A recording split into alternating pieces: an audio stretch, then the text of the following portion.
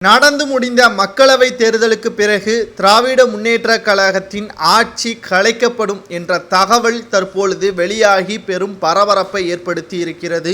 திராவிட முன்னேற்றக் கழகம் தோல்வி அடையக்கூடிய அனைத்து தொகுதிகளிலும் வேறு கட்சியின் வேட்பாளருக்கு ஆதரவு தெரிவிக்கக்கூடிய பொதுமக்களின் பெயரை சேர்க்காமல் திமுகவின் நிர்வாகிகள் பித்தலாட்டம் செய்தது இதன் மூலமாக வெளியிடப்பட்டிருக்கிறது.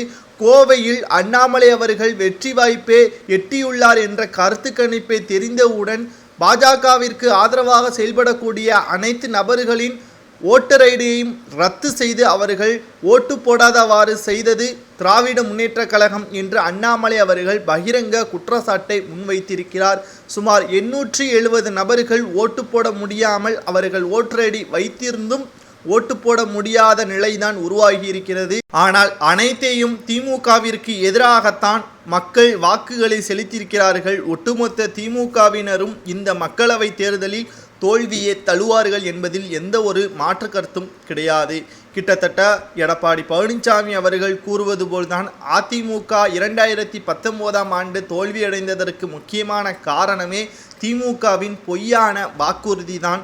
அதை அனைத்தையும் முறியடிப்பதற்குத்தான் 2021 சட்டமன்ற தேர்தலில் நாங்கள் அனைத்தையும் 2 ஆண்டுகால மக்களவை தேர்தல் முடிந்த பிறகு உங்களது வாக்குறுதிகள் என்னாச்சு என்று பிரச்சாரமும் செய்தோம்.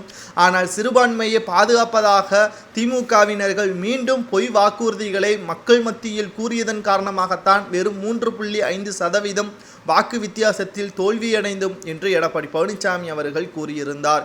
ஆனால் நிச்சயமாக இந்த முறை எடப்பாடி பழனிசாமி அவர்களோ அல்லது பாஜக மாநில தலைவர் அண்ணாமலை அவர்களது குற்றப்படியும் நாம் பார்க்கும் பொழுது திராவிட முன்னேற்றக் கழகம் மிகப்பெரிய ஒரு தோல்வியை தழுவும். எத்தனை ஆண்டுகள் ஆனாலும் திமுகவின் பொய் வாக்குறுதியை இனி நாங்கள் நம்ப மாட்டோம். அதற்கான ஏற்பாடுகளை தான் நாங்கள் செலுத்தியுள்ளோம். பல இடங்களில் இருந்து சொந்த ஊருக்கு வந்து திமுகவிற்கு எதிராக வாக்குகளை செலுத்தினோம் என்று தேர்தலுக்கு பிந்தைய கருத்து கணிப்புகளையும் நாம் பார்த்திருப்போம். கிட்டத்தட்ட அனைத்திந்திய அண்ணா திராவிட முன்னேற்றக் கழகம் முதல் இடத்திற்கு வருவதற்கு வாய்ப்புகள் அதிகமாக இருக்கிறது. 2வது இடத்திற்கு பாஜக வருவதற்கு வாய்ப்புகள் இருப்பதாக செய்தி நிறுவனங்கள் வெளியிடப்பட்டிருக்கிறது.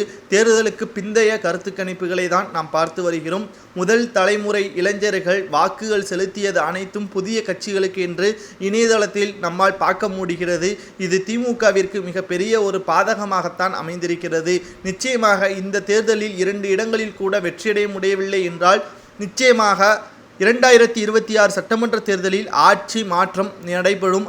திமுகவின் ஆட்சி கலைக்கப்படும் என்ற செய்திதான் தற்பொழுது வெளியாகி இருக்கிறது. உங்களது கருத்துக்களை கூறுங்கள்.